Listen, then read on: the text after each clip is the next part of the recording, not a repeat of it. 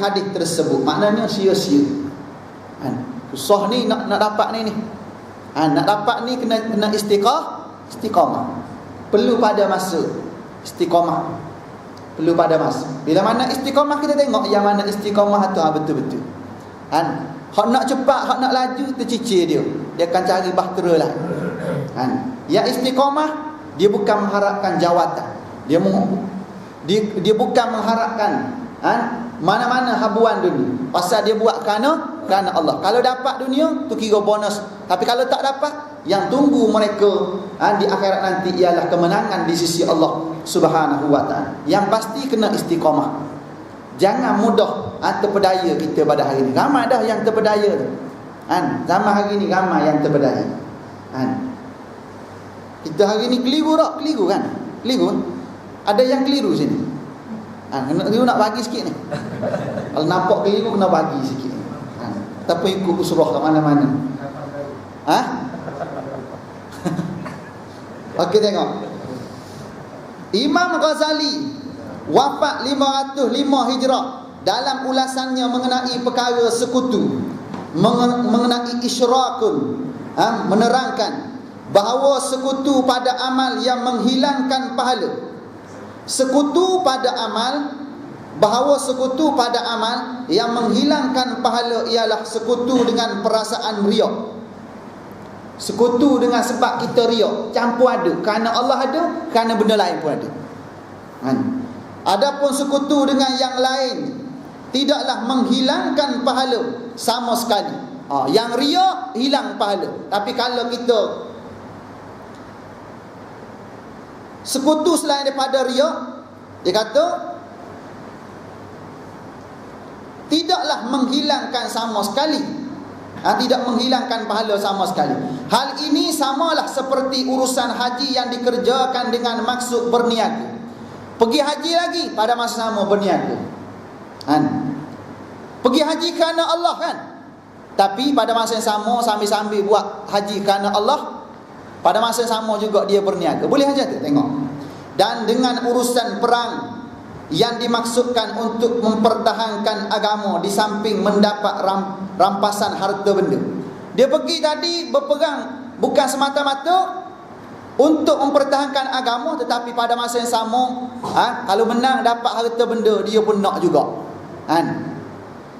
Orang yang mengerjakan haji dengan maksud yang tersebut akan mendapat pahala menurut kadar niatnya. Dia dapat pahala. Dia pergi haji dua perkara tadi. Nak buat haji kerana Allah dah, tapi pada masa yang sama nak berniaga. Sejauh mana niat kerana Allah, maka dia dapat pahala. Pahala haji niat kerana Allah. Dan kalau dia pergi tadi semata-mata nak berniaga pun, pada masa yang sama di samping buat haji, maka dia berniaga. Maka dia dapat niat keikhlasan semata-mata kerana Allah. Dan hak niaga tadi tak dapatlah benda. Pasal yang datangkan pahala tadi melibatkan haji. Sepatutnya semata-mata haji ialah tak ada campur tangan dengan perniagaan. Orang yang mengerjakan haji dengan maksud yang tersebut akan mendapat pahala menurut kadar niatnya. Yang mana ikhlas niat dapat takat tu.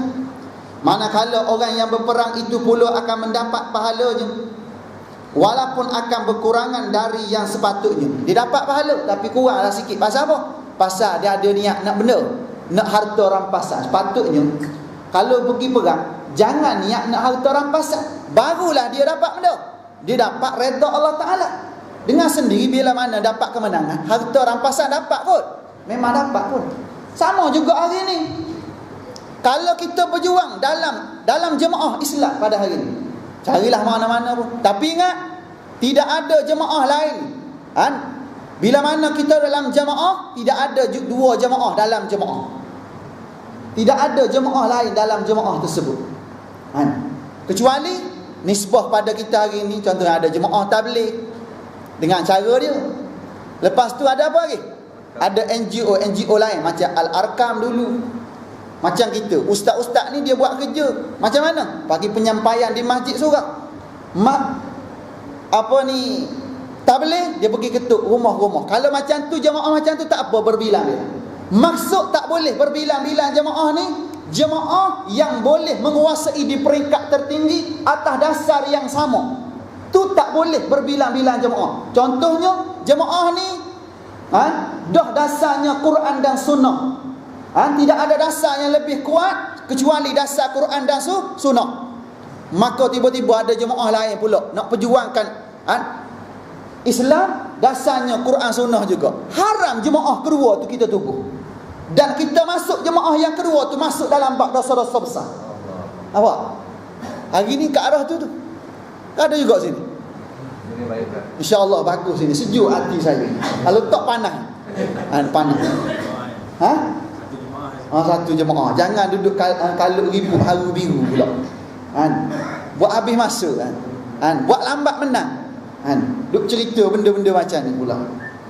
Jangan kita tidak istiqamah. Istiqamah dengan nilai Quran sunnah itu. Jangan duk campur aduk benda lain.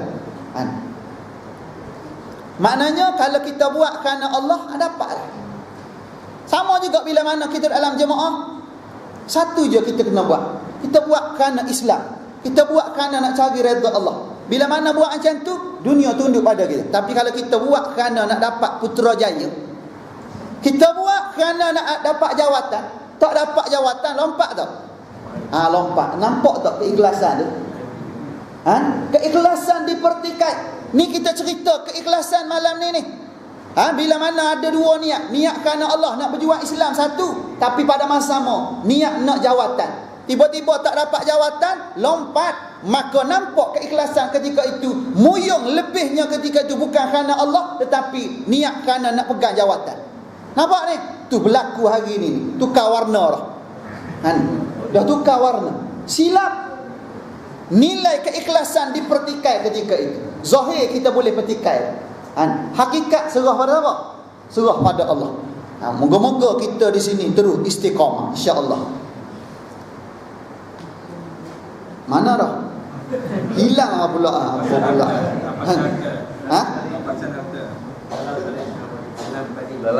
Okey, dalam pada itu kan. Dalam pada itu beliau menegaskan pula. Siapa beliau ni? Imam Ghazali.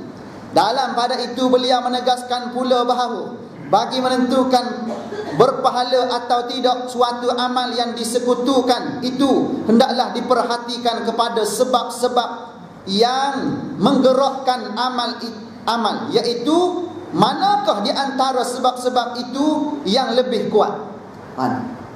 Sebab-sebab yang lebih kuat, maknanya dia buat tu kerana jawatan lebih kuat ke ataupun nak berjuang kerana agama. Kalau lebih kuat kerana jawatan, dia lompat terus. Tapi kalau dia buat kerana Allah, dapat jawatan ke tak ada jawatan, dia tetap istiqamah. Boleh macam tu? Tu kita nak macam tu kita. Contoh ni di surau ni, duk cerita tinggi-tinggi. Ni surau ni. Contohnya di surau. Akan datang ada pemilihan surau ni. Sekarang ni dalam proses pemilihan di peringkat masjid seluruh Selangor. Akan datang besar kemungkinan di peringkat surau kita ni akan berubah kepimpinannya. Bertukar, yang jadi imam bertukar, yang jadi pengurusi bertukar, ataupun tuan-tuan nak lantik orang sama dengan sebab tengok prestasi bagus, lantik orang sama. Maknanya kita akan datang, ada jawatan pun kita kena datang surau, tak ada jawatan pun istiqamah datang surau. Pasal apa? Kita buat bukan kerana jawatan. Anak aja. Tapi kalau lah sebelum ni kita datang surau dengan sebab ada jawatan, lepas ni tak ada jawatan, kita hilang daripada kelihatan masyarakat di sini. Maka nampak ketika tu bukan kerana Allah. Kita buat kerana jawatan. Jangan buat macam ni. Boleh tak ni? Kena boleh lah. Kena boleh juga. Tak boleh macam mana? Kena boleh. Pasal apa? Pasal nilai di dunia ini tak ada harga. Nilai Allah Ta'ala itu yang berharga ni. Kena macam tu.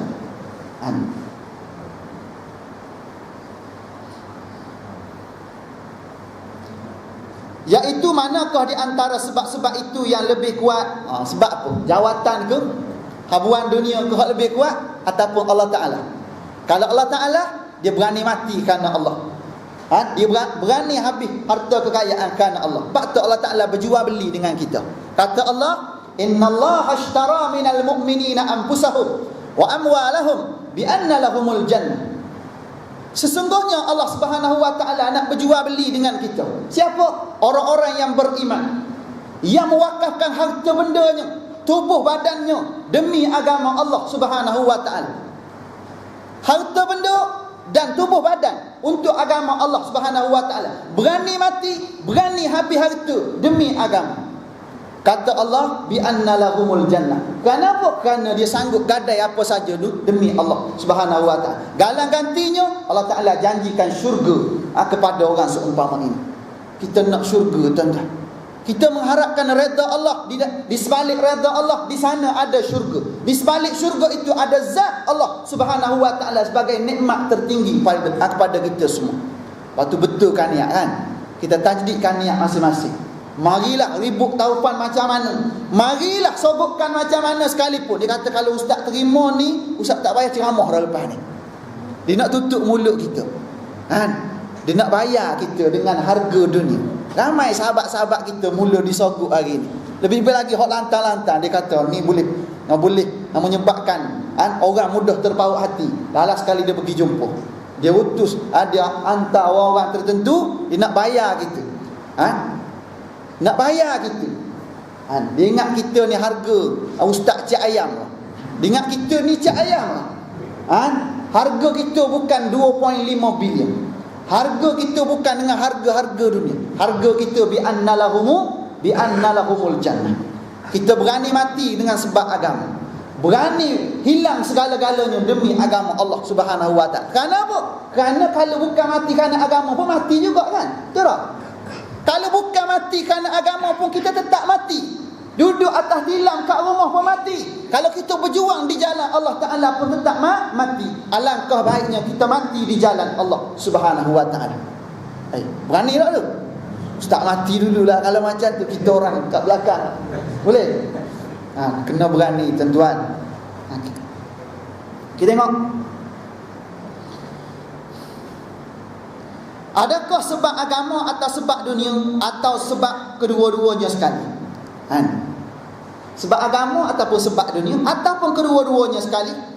Andai kata didapati sebab agama lebih kuat atau kedua-duanya sebab itu sama kuat dan sama berat, maka tidaklah berpahala. Tengok. Kalau kuat sebab agama maka dapat pahala. Tapi kalau sebab dunia lebih kuat, hilang pahala. Ataupun sama-sama kuat dunia dan akhirat itu, maka hilang pahala. Tak dapat apa-apa, jadi sekutu. Nampak? Sebab tu kena berhati-hati. Sebab tu ramai orang yang mati syahid. Patutnya gugur syahid ni syurga kan? Nabi kata, aku lihat golongan yang syahid itu duduk kat mana? Dalam neraka. Pasal apa? Pasal dia pergi berjihad itu. Tadi nak suruh kata, nak suruh sebut-sebut nama dia, seorang yang berani, pejuang yang hebat. Maka Nabi tengok kat mana? Dalam neraka. Pasal apa? Nak hati tidak ikhlas. Nilai ikhlas ni tak boleh cerita pada orang. Duk cerita pada orang tu penipuan dia panggil. Nilai ikhlas ni siapa tahu? Allah Ta'ala sahaja yang tahu. Kita tidak tahu kedudukan sebenarnya. Kadang-kadang kita rasa kita ikhlas dah, rupanya ada lagi terselit situ, tak ikhlas. Kita dengan Allah Subhanahu wa Ta'ala sahaja. Seterusnya, akhir sekali, Syekh Izzuddin Abdus Salam, daripada 577 hingga 660 Hijrah, pernah ditanya orang tentang kelakuan orang yang bersembahyang, yang memanjangkan rokok sembahyangnya kerana manusia. Dia ditanya berkaitan dengan seorang yang solat, bila mana dia solat dia panjangkan rokok. Pasal apa panjang rokok? Nak tunjuk pada orang, wih lamanya rokok, hebat ni kot. Lamanya sujud, hebat ni kot. Nak suruh kata dia ni hebat amal ibadah ni. Sebab tu kalau depan orang buat biasa-biasa tu. Kalau di belakang orang 1/3 khemalan balon lah, panjang mana sekalipun tak ada masalah. Pasal apa? Pasal tak ada penyaksian siapa-siapa kecuali Allah. Tapi kalau depan orang, dalam masyarakat, kita buat biasa-biasa macam ramai-ramai, sehingga orang tak boleh kenal pasti kita ni hebat mana pun. Pasal biasa je dalam masyarakat. Tapi kalau kita seorang-seorang kat rumah, 1/3 khemalan, itulah kita dengan Allah Subhanahu wa Ta'ala. Pasal apa? Pasal kita dengan Allah Ta'ala je masa tu. Tak ada penyaksian masyarakat. Dalam masyarakat buat biasa-biasa. Beliau menjawab, saya mengharapkan pahala. Tidaklah dihapuskan pahalanya jika perbuatan sekutunya itu, iaitu memanjangkan rokoknya kerana manusia pada sifat amal itu sahaja. Tetapi jika sekutunya itu didapati pada asal atau dasar amal, iaitu qasad sembahyang kerana Allah dan kerana manusia, maka teranglah tidak diterima sembahyangnya. Kena jaga qasad. Bila masa kita Allahu Akbar, dalam hati kita tu sepatutnya lillahi ta'ala. Tiba-tiba ada juga masa tu kerana nak tunjuk pada manusia, maka tak ada benda lah ibadah kita ketika. Tapi kalau lah masa kita qasad peringkat awal Allahu Akbar tu kerana Allah, tiba-tiba tengah-tengah solat tu datang pada kita, asalnya ibadah secara umumnya kerana Allah, tiba-tiba ada sampingan ketika itu kita manjang-manjang, terlintas di hati kita nak tunjuk istighfar cepat-cepat dalam hati kita, masa tu ibadah kita masih lagi diterima, tapi dipotong pahala tu. Boleh faham tak? Itu kedudukan.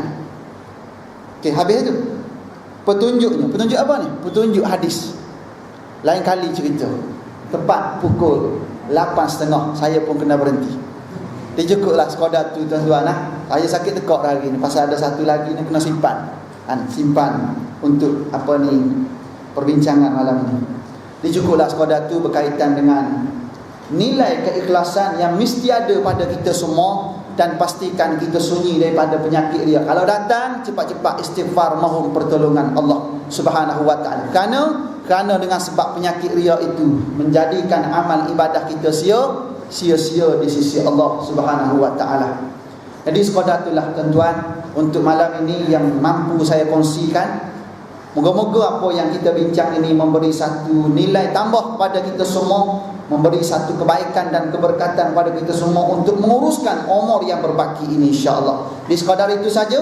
Apa yang baik datang daripada Allah, yang kurang, kelemahan dan kejahilan saya sendiri, mohon maaf pun ampun di atas segala kekurangan dan ketelanjuran. Siru ala barakatillah. Assalamualaikum warahmatullahi wabarakatuh. Sebelum baca doa, saya nak ucapkan ribuan terima kasih kepada peserta-peserta ibadah korban ke Kemboja baru-baru ini. Wakili sahabat-sahabat fakir miskin, para imam asatizah di bumi Kemboja, mengucapkan jazakumullahu khairal jaza wa jazakumullahu khairan katsira di atas penyertaan sumbangan-sumbangan yang dihulurkan, sehingga pada tahun ini kita menjayakan program musafir korban dan akikah ke bumi Kemboja baru-baru ini. Alhamdulillah, tahun ini kita dapat 111 ekor lembu korban untuk diagihkan ke Kemboja.